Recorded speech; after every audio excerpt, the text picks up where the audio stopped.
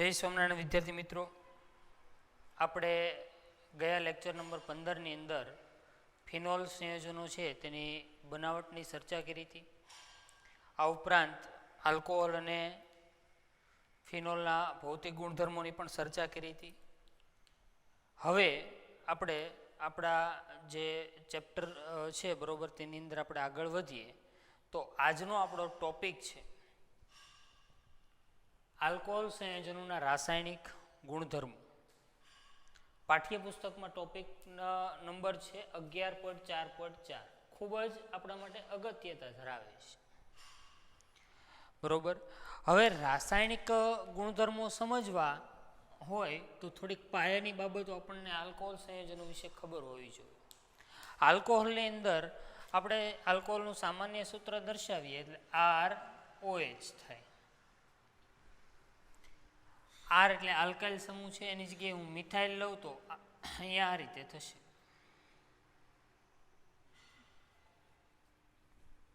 Methyl સમૂહ લઉં બરોબર.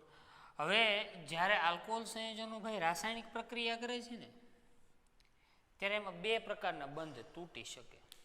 પહેલો કયો બંધ તૂટે તો કે પહેલો કાર્બન અને ઓક્સિજન વચ્ચેનો બંધ તૂટી શકે, અને બીજી બાબત ઓક્સિજન અને હાઇડ્રોજન વચ્ચેનો બંધ પણ તૂટી શકે.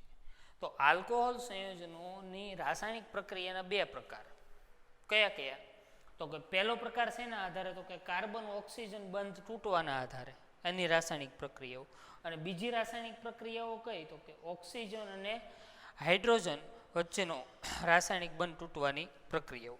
હવે ક્યારે કાર્બન અને ઓક્સિજન વચ્ચેનો બંધ તૂટે અને ક્યારે ઓક્સિજન અને હાઇડ્રોજન વચ્ચેનો બંધ તૂટે, જો આપણને એ ખબર હોય બરોબર તો આપણે સરળતાથી રાસાયણિક પ્રક્રિયાઓ સમજી શકીએ બરોબર. તો એને આપણે થોડુંક સમજવાનો પ્રયત્ન કરીએ. તો સૌથી પહેલાં વિદ્યાર્થી મિત્રો અહીંયા ધ્યાન રાખશું, આલ્કોહોલનું સામાન્ય સૂત્ર આપણે લઈએ, એને થોડુંક વ્યવસ્થિત આપણે ઝૂમ કરશું. ઝૂમ કર્યું એટલે આપણને કંઈક દેખાણું. ઝૂમ કરીએ એટલે અહીંયા ઓક્સિજન ઉપર બે અબંધકારક ઇલેક્ટ્રોન યુગ્મ આપણને દેખાણા બરોબર. હવે તેના લીધે જો કોના લીધે યાદ રાખજો બરોબર, બે અબંધકારક ઇલેક્ટ્રોન યુગ્મના લીધે અહીંયા થોડીક નવીનતા આવી. શું નવીનતા આવી કે આલ્કોહોલ સંયોજનો છે એ બે પ્રકારના ગુણધર્મ ધરાવે. બે માટે કોમન શબ્દ વાપરવો હોય તો સર્વતોમુખી સ્વભાવ ધરાવે છે આલ્કોહોલ સંયોજનો. વર્સિટાઇલ આપણે અંગ્રેજીમાં તેને કહીશું બરોબર. સર્વતોમુખી સ્વભાવ એટલે શું તો કે આપણે ધોરણ 11 ની અંદર ચર્ચા કરી ગયા હતા કે સહસંયોજક બંધનું સમવિભાજન અને વિષમ વિભાજન થાય એટલે એક ધન આયન મળે અને એક ઋણ આયન મળે. એની ઉપરથી આપણે ગયા ઇલેક્ટ્રોન અનુરાગી અને કેન્દ્રાનુરાગી, લુઈસ એસિડ અને લુઈસ બેઝ. તો વિદ્યાર્થી મિત્રો એ ધ્યાન રાખજો, આલ્કોહોલ સંયોજનો છે ને એ ઇલેક્ટ્રોન અનુરાગી તરીકે વર્તી શકે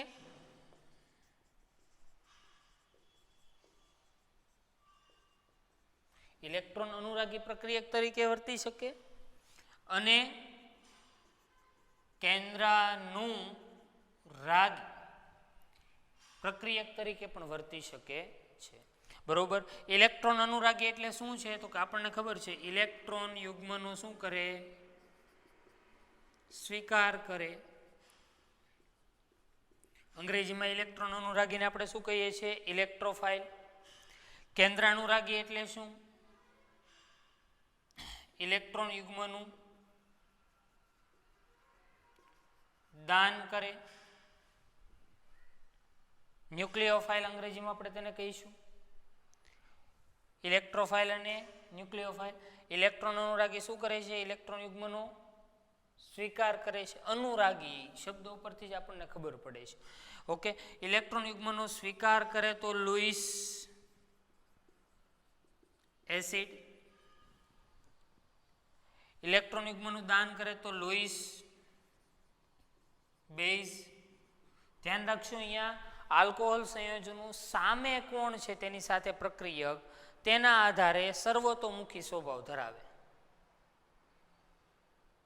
બરોબર. ઇલેક્ટ્રોન અનુરાગી તરીકે વર્તી શકે અને કેન્દ્રાનુરાગી તરીકે. એટલા માટે આપણા પાઠ્યપુસ્તકની અંદર શબ્દ વાપર્યો છે સર્વતોમુખી સ્વભાવ. બરોબર. ઇલેક્ટ્રોન અનુરાગી શું કરે છે? ઇલેક્ટ્રોન યુગ્મનો સ્વીકાર. કેન્દ્રાનુરાગી શું કરે છે? ઇલેક્ટ્રોન યુગ્મનું દાન. ઓકે. ઇલેક્ટ્રોન અનુરાગીને આપણે બીજું નામ શું કહીશું? Louis acid. કેન્દ્રાનુરાગી એટલે લુઈસ બેઝ. બરોબર. એટલે એની ઉપરથી એક વસ્તુ નક્કી થઈ કે આલ્કોહોલ સંયોજનો લુઈસ એસિડ અને લુઈસ બેઝ તરીકે વર્તે છે. બરોબર. શા માટે? મૂળ કારણ મેં તમને કીધું, આલ્કોહોલને ઝૂમ કરો એટલે ઓક્સિજન ઉપર કંઈક તમને દેખાશે. શું દેખાણું? બે લોન પેર અબંધકારક ઇલેક્ટ્રોન યુગ્મની ત્યાં શું છે? હાજરી. ઓકે. આપણે થોડીક પ્રક્રિયા સ્વરૂપે એને જોઈએ એટલે વધુ ખબર પડે. આલ્કોહોલનું સામાન્ય સૂત્ર અહીંયા તમને આપેલું છે. બરોબર. હવે આલ્કોહોલ ક્યારે કેન્દ્રાનુરાગી તરીકે વર્તે અને ક્યારે ઇલેક્ટ્રોન અનુરાગી તરીકે વર્તે? બરોબર. હવે આપણને ખબર છે આલ્કોહોલ કેન્દ્રાનુરાગી હોય તો સામે કોણ હોય? ઇલેક્ટ્રોન અનુરાગી. કારણ કે સમાન વચ્ચે તો કોઈ પ્રક્રિયા થશે નહીં. બે કેન્દ્રાનુરાગી હોય તો થશે નહીં પ્રોસેસ. બરોબર. તો અહીંયા આલ્કોહોલનું સામાન્ય સૂત્ર ROH અહીંયા દર્શાવેલું છે. બરોબર. હવે અહીંયા ધ્યાન રાખો, તેની સાથે આલ્કોહોલ છે. આલ્કોહોલ છે આ શું છે ભાઈ? Carbo cation. કેટાયન એટલે શું થયું? ધન આયન. અને અહીંયા કાર્બન પાસે ઇલેક્ટ્રોન ગણશું તો કેટલા છે? બે. આ બંધના બે, બે અને ચાર, 6 છે. ષષ્ટક રચના પૂર્ણ છે, અષ્ટક રચના પૂર્ણ નથી. એટલે એ કાર્બનને ઇલેક્ટ્રોનની જરૂર છે. એટલે કાર્બન ઉપર કયો વીજભાર છે? ધન વીજભાર. આ ઇલેક્ટ્રોન યુગ્મ આપશે કોણ? તો કે આ ઇલેક્ટ્રોન અનુરાગી તરીકે વર્તે છે કાર્બોકેટાયન. તો આલ્કોહોલ કેવા તરીકે વર્તે? કેન્દ્રાનુરાગી તરીકે. કેન્દ્રાનુરાગી તરીકે વર્તી અને ઓક્સિજન પરમાણુ પાસેથી ઇલેક્ટ્રોન યુગ્મનો શું કરશે? સ્વીકાર. અને જ્યારે મિત્રો ઇલેક્ટ્રોન યુગ્મનો સ્વીકાર થાય ત્યારે અહીંયા ઓક્સિજન અને કાર્બન વચ્ચે બંધનું શું થયું? નિર્માણ. અને અહીંયા ઓક્સિજન અને હાઇડ્રોજન વચ્ચેનો બંધ શું થાય છે? તૂટે છે, બ્રેક થાય છે. બરોબર. ધ્યાન રાખશો અહીંયા. અને H+ પ્રોટોન શું થાય છે? મુક્ત. તો જ્યારે આલ્કોહોલ સંયોજનો કેન્દ્રાનુરાગી પ્રક્રિયક તરીકે વર્તે ત્યારે કયો બંધ તૂટે છે? તો કે ઓક્સિજન અને હાઇડ્રોજન વચ્ચેનો બંધ તૂટે છે. તો આપણે રાસાયણિક પ્રક્રિયાનો પહેલો પ્રકાર એવો જોઈશું કે ઓક્સિજન અને હાઇડ્રોજન વચ્ચેનો બંધ તૂટતી હોય એવી પ્રક્રિયાઓ. બરોબર. હવે જ્યારે આલ્કોહોલ સંયોજનો ઇલેક્ટ્રોન અનુરાગી તરીકે ક્યારે વર્તે? તો કે ઇલેક્ટ્રોન અનુરાગી તરીકે જ્યારે આ જો આલ્કોહોલ ઇલેક્ટ્રોન અનુરાગી હોય તો તેની સાથે કોણ પ્રક્રિયક હોવો જોઈએ? તો કે કેન્દ્રાનુરાગી ઇલેક્ટ્રોન અનુરાગી તરીકે વર્તે. બરોબર. આલ્કોહોલ સંયોજનો ઇલેક્ટ્રોન અનુરાગી તરીકે વર્તે. બરોબર. તો અહીંયા ખાસ ધ્યાન રાખજો કે અહીંયા કાર્બન અને ઓક્સિજન વચ્ચેનો બંધ શું થાય છે? તૂટશે. બરોબર. તો આલ્કોહોલ સંયોજનો ઇલેક્ટ્રોન અનુરાગી તરીકે વર્તે ત્યારે કાર્બન ઓક્સિજન વચ્ચેનો બંધ તૂટે. કેન્દ્રાનુરાગી તરીકે વર્તે ત્યારે ઓક્સિજન અને હાઇડ્રોજન વચ્ચેનો બંધ તૂટે છે. અને અહીંયા એ જ વસ્તુ થાય કે H+ છે એ આ બંધ તૂટશે. બરોબર. કાર્બન ઓક્સિજન વચ્ચેનો જોડાશે અને H2O+ તરીકે જોડાશે. અને આ રીતે પ્રોટોન ઉમેરાણો એટલે શું થયું? પ્રોટોનેટેડ આલ્કોહોલ થાય છે. ઓકે. હવે મિત્રો પહેલું સ્ટેપ આપણું પૂરું થયું, પ્રોટોનેટેડ આલ્કોહોલ. અહીંયા H+ છે એ જોડાય છે. બરોબર. કયો બંધ તૂટવાનો છે? કાર્બન અને ઓક્સિજન. પણ રાસાયણિક પ્રક્રિયાઓ આપણને ખબર છે એક જ તબક્કામાં થતી નથી. હવે બીજા સ્ટેપની અંદર શું થાય? તો કે એક કેન્દ્રાનુરાગી પ્રક્રિયક છે તે અહીં આપણો જે પ્રોટોનેટેડ આલ્કોહોલ છે તેની ઉપર શું કરશે ભાઈ, તો કે હુમલો કરશે. પ્રોટોનેટેડ આલ્કોહોલ ઉપર શું કરશે, હુમલો કરશે. એટલે હુમલો કરશે એટલે અહીંયા કેન્દ્રાનુરાગી પ્રક્રિયક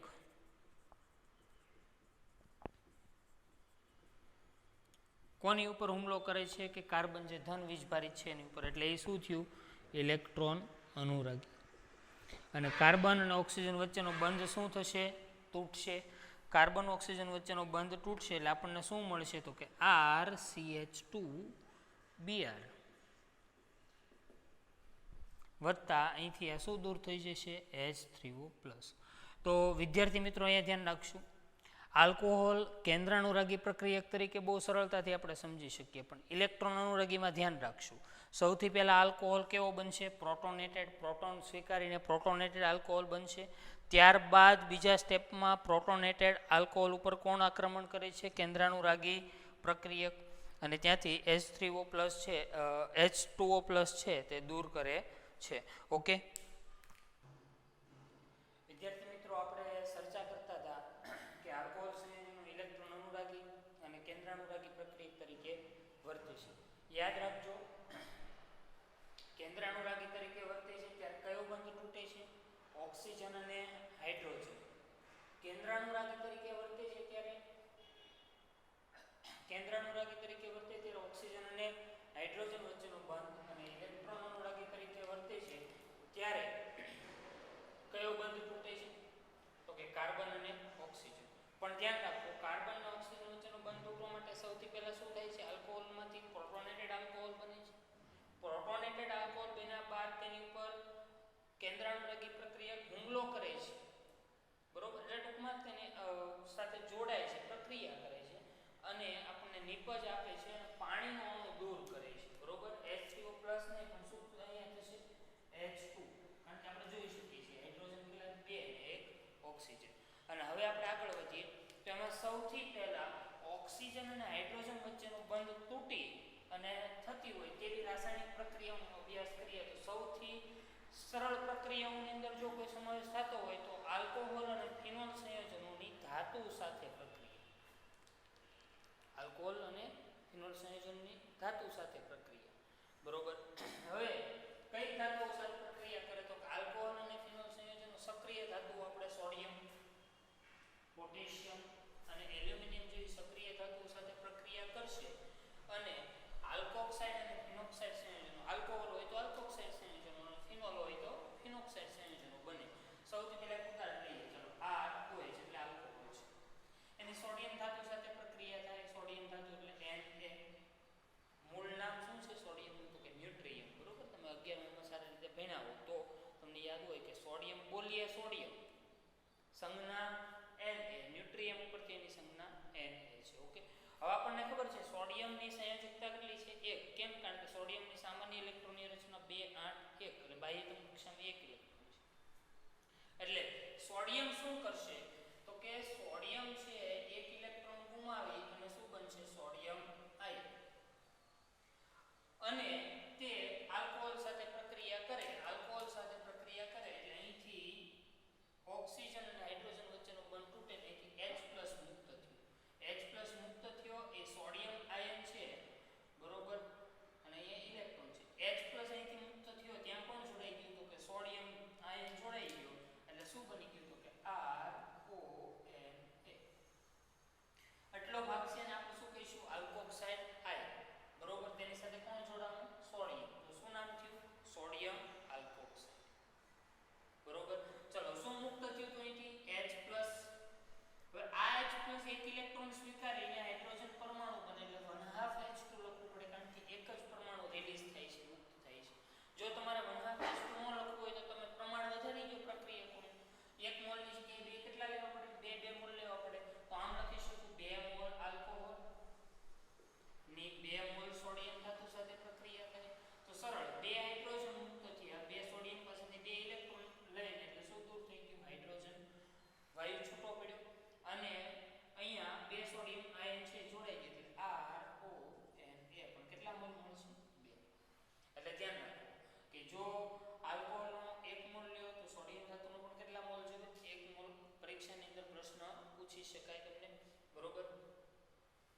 કે ભાઈ મારે 1 મોલ હાઇડ્રોજન નિપજ તરીકે જોતું હોય તો કેટલા મોલ આલ્કોહોલ ને કેટલા મોલ સોડિયમ ધાતુનો ઉપયોગ કરવો પડે, તો કે 2 મોલ આલ્કોહોલ ને 2 મોલ સોડિયમ ધાતુ છે એની વચ્ચે પ્રક્રિયા થાય ત્યારે 1 મોલ મને હાઇડ્રોજન મળે છે.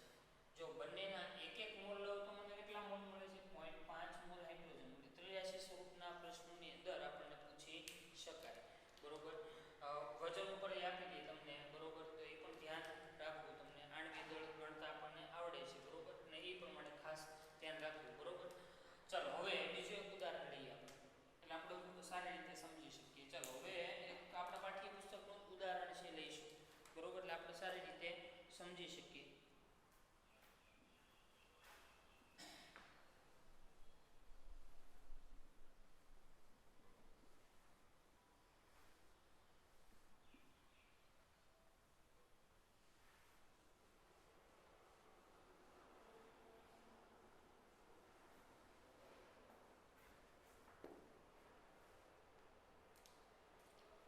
અહીંયા જોઈશું આપણે બધા તૃતીયક બ્યુટાઇલ આલ્કોહોલ CH3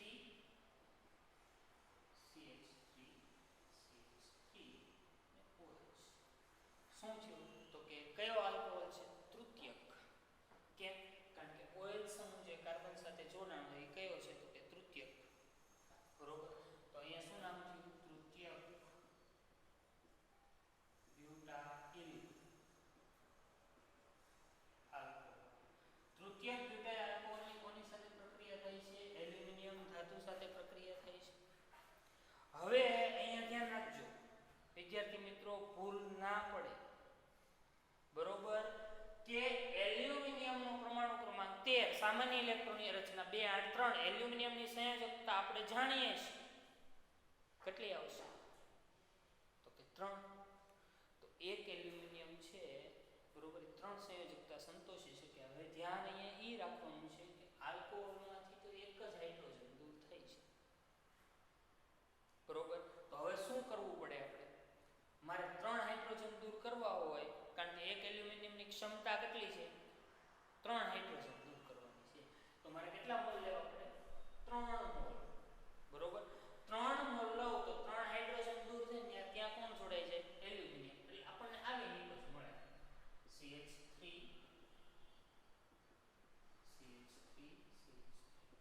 ઓક્સિજન, બરોબર. કારણ કે અહીંયા આપણે પહેલા જ વાત કરી કે અહીંયા ઓક્સિજન અને હાઇડ્રોજન વચ્ચેનો બંધ તૂટે છે. ઓકે. ચાલો હવે અહીંયા 3 મોલ આ છે તો તેની સાથે કોણ જોડાશે? એલ્યુમિનિયમ, બરોબર. તો શું નામ થયું? એલ્યુમિનિયમ તૃતીયક બ્યુટોક્સાઇડ. એલ્યુમિનિયમ તૃતીયક બ્યુટોક્સાઇડ. એલ્યુમિનિયમ તૃતીયક બ્યુટોક્સાઇડ. એલ્યુમિનિયમ. વિદ્યાર્થી મિત્રો, આપણે વાત કરતા હતા તૃતીયક બ્યુટાઇલ આલ્કોહોલની કોની સાથે પ્રક્રિયા થઈ? એલ્યુમિનિયમ સાથે, બરોબર. તો આપણને 1 મોલ, ધ્યાન રાખશું અહીંયા બધા, 1 મોલ એલ્યુમિનિયમ સાથે મારે કેટલા મોલ આલ્કોહોલ જોઈએ છે? 3. ક્લિયર? હવે અહીંથી 3 હાઇડ્રોજન પરમાણુ દૂર થયા એટલે આપણે આવી રીતે લખી શકીએ 3/2 H2, બરોબર. 3 હાઇડ્રોજન પરમાણુ દર્શાવવાના છે, અણુ નથી દર્શાવ્યા, મેં ધ્યાન રાખશું અહીંયા, બરોબર. હવે જો મારે 3 મોલ હાઇડ્રોજન જોતા હોય તો પ્રમાણ કેટલું લેવું પડે? તો કે ડબલ પ્રમાણ કરી નાખો. 3 મોલની જગ્યાએ કેટલા કરી નાખો? 6 મોલ. એલ્યુમિનિયમ કેટલા મોલ કરી નાખો? 2. તો ટોટલ હાઇડ્રોજન પરમાણુ કેટલા મુક્ત થાય? 6. તો આપણે આવી રીતે લખી શકીએ 3H2. તો યાદ રાખશું કે 6 મોલ આલ્કોહોલ હોય તો 2 મોલ કોની જરૂર પડે? એલ્યુમિનિયમ, અને 3 મોલ શું મળે મને? હાઇડ્રોજન, બરોબર. આ સિવાય બીજો પ્રશ્ન એમ પૂછાય કે ભાઈ 27 ગ્રામ એલ્યુમિનિયમ સાથે કેટલા મોલ આલ્કોહોલની પ્રક્રિયા કરવી પડે? બરોબર. તો કે 3 મોલ આલ્કોહોલની આપણે જરૂર પડે. આલ્કોહોલ કોઈ પણ હોઈ શકે, એનું આણ્વીય દળે તમને આપેલું હોઈ શકે, બરોબર. અને કેટલા ગ્રામ નિપજ મળે અથવા કેટલા મોલ નિપજ મળે એ બાબત પણ અહીં આપણે ધ્યાન રાખવાની છે, બરોબર. કે 27 ગ્રામ એલ્યુમિનિયમની પ્રક્રિયા તમે આલ્કોહોલ સાથે કરો તો કેટલા મોલ હાઇડ્રોજન મળે, બરોબર, અથવા કેટલા ગ્રામ હાઇડ્રોજન મળે, અથવા 27 ની જગ્યાએ ડબલ કરી નાખ્યા 2 મોલના 54 ગ્રામ કરી નાખ્યા તો 54 ગ્રામે કેટલા ગ્રામ હાઇડ્રોજન મળે, કેટલા મોલ હાઇડ્રોજન મળે, આવા પ્રશ્નો આપણને પૂછી શકાય, એટલે ધ્યાન રાખશું. ત્યારબાદ હવે આપણે આલ્કોહોલની વાત કરી કે આલ્કોહોલ સંયોજનોની ધાતુ સાથે પ્રક્રિયા કરાવી. ફિનોલની પણ આપણે ધાતુ સાથે પ્રક્રિયા કરાવી. તો ફિનોલમાં આપણને ખબર છે બેન્ઝેનિંગ સાથે કોણ જોડાયેલું છે? OH. સોડિયમ ધાતુ સાથે પ્રક્રિયા થાય, બહુ સરળ. અહીંથી શું દૂર થાય? H+ દૂર થશે, કારણ કે ઓક્સિજન અને હાઇડ્રોજન વચ્ચેનો બંધ તૂટશે. અહીંયા ઓક્સિજન, તેની સાથે કોણ જોડાઈ ગયું? સોડિયમ. આટલાનું નામ શું થાય? તો કે ફિનોક્સાઇડ આયન. સોડિયમ જોડાઈ ગયું એટલે શું નામ થયું? Sodium phenoxide. Sodium phenoxide. વત્તા શું મુક્ત થાય? તો કે અહીંથી એક હાઇડ્રોજન એટલે શું થયું? 1/2 H2. 1/2 H2. ઓકે, ચલો હવે આપણે આગળ વધીએ. ફિનોલમાંથી શું બન્યું? Sodium phenoxide. ફિનોલમાંથી શું બન્યું? Sodium phenoxide. ઓકે, ચલો હવે આ પ્રક્રિયાઓના આધારે આપણે એવું કહી શકીએ કે આલ્કોહોલ અને ફિનોલ સંયોજનોમાં કંઈક લક્ષણ છે. કયું લક્ષણ છે? દેખાય જ આવે, પ્રોટોન આપે. આપણે 10મા ધોરણમાં ભણીને આવ્યા આયર્નિયસ એસિડ બેઝ સિદ્ધાંત, બરોબર, કે જે પ્રોટોનનું શું કરે? પ્રોટોન મુક્ત કરે, બરોબર. પછી બ્રોન્સ્ટેડ-લોરી એસિડ બેઝ સિદ્ધાંત, પ્રોટોનની દાન કરે, પ્રોટોન દાતા, પ્રોટોન ગ્રાહી. પછી લુઈસ એસિડ ને લુઈસ બેઝ આવ્યા, બરોબર. તો એ થિયરીઓ અનુસાર આપણે કહી શકીએ, બ્રોન્સ્ટેડ-લોરી એસિડ બેઝ થિયરી છે તેના આધારે આપણે કહી શકીએ કે આલ્કોહોલ અને ફિનોલ સંયોજનો છે ને ભાઈ, એ એસિડિક સ્વભાવ ધરાવે છે. આલ્કોહોલ અને ફિનોલ સંયોજનો કયો સ્વભાવ ધરાવે? એસિડિક. કયો સિદ્ધાંત? પ્રોટોન દાતા, પ્રોટોન મુક્ત કરે, બ્રોન્સ્ટેડ-લોરી એસિડ બેઝ સિદ્ધાંત, બરોબર. ધ્યાન રાખશું અહીંયા. અને હવે આપણે જ્યારે એસિડ સ્વભાવ હોય તો આપણે તરત પ્રક્રિયા કર્યા વગરના રહી શકીએ નહીં. કોની સાથે? તરત આપણે યાદ કરીએ બેઝને, કારણ કે એસિડ અને બેઝને બહુ જૂનો સંબંધ, બરોબર, વર્ષો જૂનો સંબંધ છે એસિડ અને બેઝ વચ્ચે. તો અહીંયા ફિનોલ જો એસિડિક સ્વભાવ ધરાવે તો એ બેઝ સાથે પ્રક્રિયા કરીને બેઝમાં આપણે જૂનો જાણી તો તરત યાદ કરીએ કોને? NaOH, બરોબર. તો ફિનોલની પ્રક્રિયા કોની સાથે હું કરાવું છું? NaOH સાથે.